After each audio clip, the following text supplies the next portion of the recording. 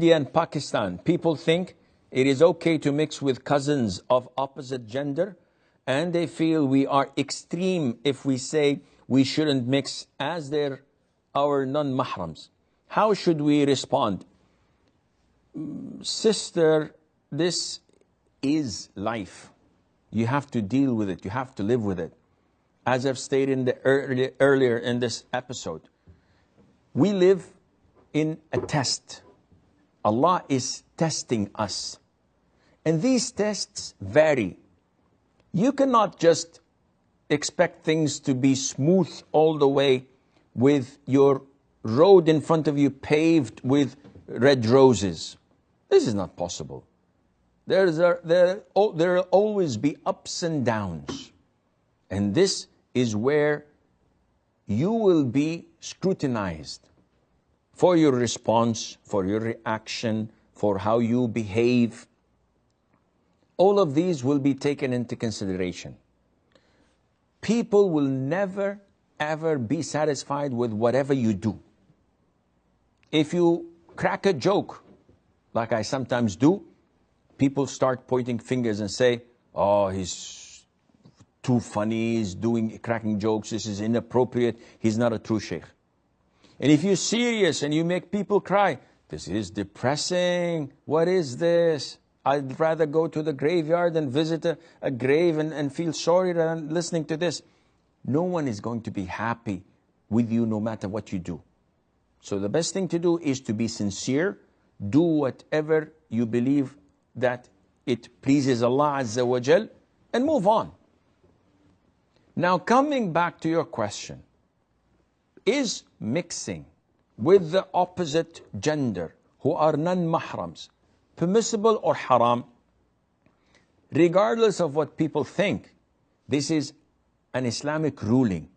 So you need to have a mufti, a scholar, a student of knowledge, looking into the Qur'an and the Sunnah and tell you yes or no, right or wrong. No Muslim would say that it is permissible. The Prophet himself ﷺ said, do not enter upon women folk. So a man stood and said, O Prophet of Allah, what about al-hamu? What about my brother?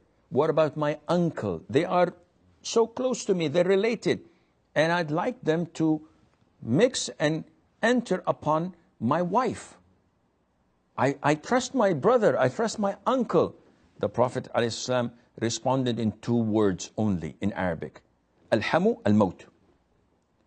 The next of kin, your brother, your uncle, and the likes, are exactly like death.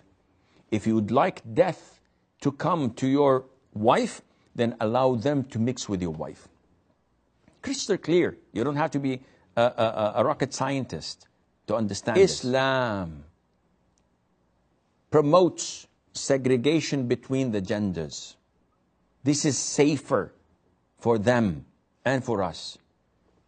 FBI statistics for the year 2015. 95,000 rapes declared officially in the United States of America alone. 95,000? What kind of civilization is this? In another report, independent sources said the real number of cases of rape in 2015, announced and not announced, was 400,000 plus, which means approximately 1,000 rape cases per day. You do the math per second and per minute. A day in the United States of America. So when you come and criticize the social system of Islam, you guys have to look a little bit in your own backyard. How many rape cases do we have in Saudi Arabia? Alhamdulillah. So nothing is announced. Who do you know among the millions living that have been raped? There are always black sheep in the family.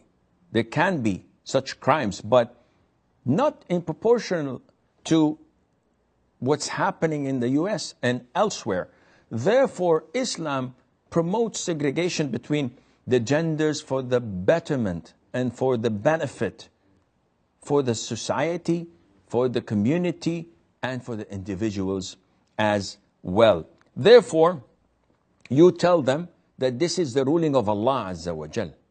If they're happy with it, alhamdulillah, you managed to do da'wah. If not, then who cares? Who cares? All what I care about is that Allah is pleased with what I do. It is a form of worship that I'm doing, and Allah Azza wa Jal knows best.